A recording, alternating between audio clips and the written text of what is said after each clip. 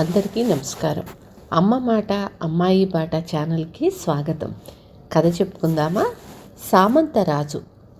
కోసల సామ్రాజ్యాన్ని రాజ్యవర్ధనుడనే చక్రవర్తి పరిపాలించే కాలంలో ఆయన ఆధీనంలో కొన్ని సామంత రాజ్యాలుండేవి.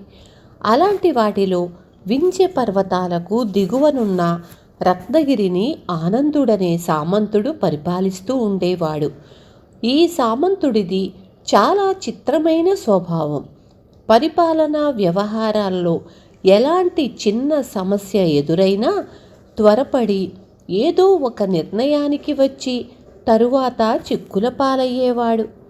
ఒకసారి ఆనందుడికి రాజ్యపాలనా విషయాల్లో తన ప్రధానమంత్రికి కొందరు సలహాదారులుండటం మేలనిపించింది. ఆయన ప్రధానమంత్రికి ఆ సంగతి గురించి చెప్పాడు. రాజు స్వభావం బాగా ఎరిగి ఉన్న ప్రధానమంత్రికి సరేననక తప్పలేదు. ఇద్దరితో ప్రారంభించి సభ ముగిసే లోపల రాజు తన ప్రధానమంత్రికి 15 మంది సలహాదారులను నియమించాడు. 2వ నెల తిరగకుండానే మంత్రి మాటల సందర్భంలో రాజుతో, ప్రభు, ఇంతమంది సలహాదారులుండటంతో ఎవరి సలహా తీసుకోవాలో అర్థం కావడం లేదు. పైగా కోశాగారం నుంచి చాలా ధనం వాళ్ల జీతాలకు ఖర్చవుతున్నది అని చెప్పాడు. వెంటనే రాజు సలహాదారులను పిలిపించి వాళ్ల హోదా తగ్గించి గౌరవ వేతనం మీద వాళ్లను నగరంలోని పేటలకు సలహా ప్రతినిధులుగా నియమించాడు. ఇందువల్ల నగరంలో ప్రజల అవసరాలను త్వరగా తెలుసుకొని వెంటనే పరిష్కరించవచ్చని ఆయన అభిప్రాయం. ఒకనాడు వర్తకుల పేటలోని సలహాదారు రాజు దగ్గరకు వచ్చి ఆ పేటలో దేవాలయం లేదని, వర్తకుల సౌకర్యం కోసం ఒక దేవాలయాన్ని నిర్మించాలని కోరాడు. కానీ మంత్రి కోశాగారంలో ధనం కొరతగా ఉందన్నాడు. రాజు సలహాదారుతో, ప్రస్తుతానికి ఆ వర్తకుల పేటలోని వాళ్లను రాజవీధిలోని దేవాలయంలో వారానికొక రోజు పూజలు జరుపుకోమను. ఇలా వాళ్లకు ఒకరోజు కేటాయించినట్లు పూజారికి వర్తమానం పంపుతాను అన్నాడు. వారం తిరిగేసరికి కమ్మరి, వడ్రంగి ఇలా వివిధ వృత్తుల వాళ్ళు తమకు కూడా దేవాలయంలో పూజకు ఒకరోజు కేటాయించాలని తమ పేట సలహాదారు ద్వారా రాజుకు విన్నవించుకున్నారు.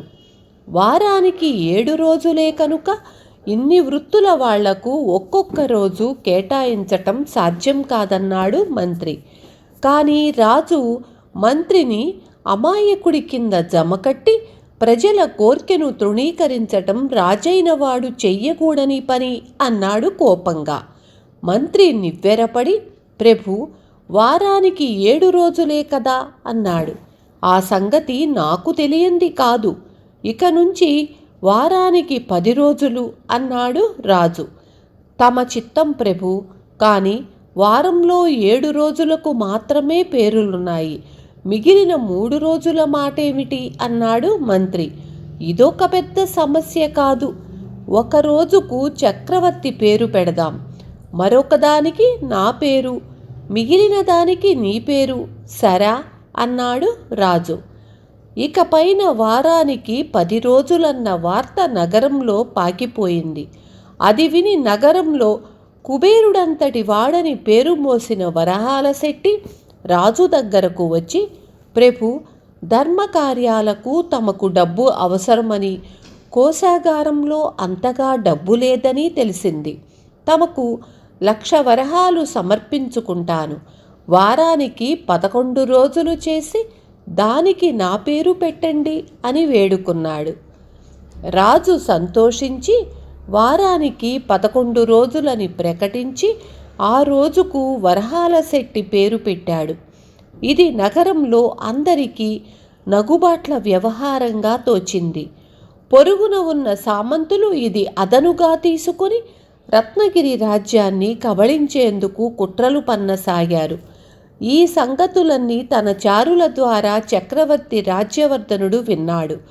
ఆయన తన సామంతుల మధ్య పోరు సామ్రాజ్యానికే హాని కలిగించగలదని గ్రహించి వారందరినీ రాజధానికి పిలిపించాడు.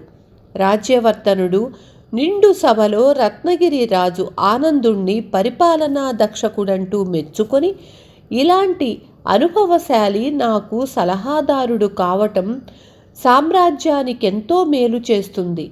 ఆయన్ని నాకు సలహాదారుగా నియమిస్తున్నాను అన్నాడు. రాజ్యవర్ధనుడి మాటలకు ఒక్క ఆనందుడు తప్ప తక్కిన వారంతా విస్తుపోయారు.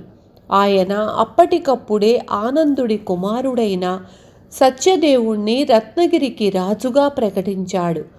సామంతులంతా వెళ్ళిపోయాక రాజ్యవర్ధనుడు సత్యదేవుడికి వీడ్కోలిచ్చే సమయంలో అతడితో, నిన్ను రాజుగా చేసిన కారణం ఏమిటో గ్రహించే ఉంటావు. నీ తండ్రి సలహాలతో నాకేం పనిలేదు.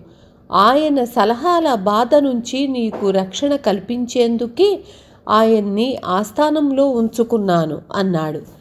సత్యదేవుడు రాజ్యవర్ధనుడికి తన కృతజ్ఞత చెప్పుకొని రత్నగిరికి తిరిగిపోయి అనుభవజ్ఞుడైన మంత్రి సహాయంతో రాజ్యపాలన చేస్తూ కొద్ది కాలంలోనే మంచి సమర్థుడనిపించుకున్నాడు. విన్నారు కదా. రేపు మళ్ళీ ఇంకొక మంచి కథతో మీ ముందుకొస్తాను.